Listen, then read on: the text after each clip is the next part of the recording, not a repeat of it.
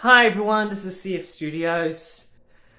Welcome back to New Engines Part 2. And I've got a 2-pack from the Wooden Railway line a few days ago. Is Muddy, Thomas and George from 2011. Muddy Thomas is called Mud-Covered Thomas, as I could say. He's got nice mud detailing on him. It's not even a stock standard Thomas. And George, he has nice detailing. It's a great model. His funnel's big, huge. He has a red rim that look like arms. His flywheel moves when it spins.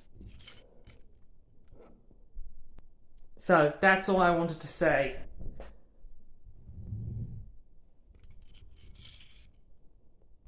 Leave a comment, like and subscribe to my channel. Bye!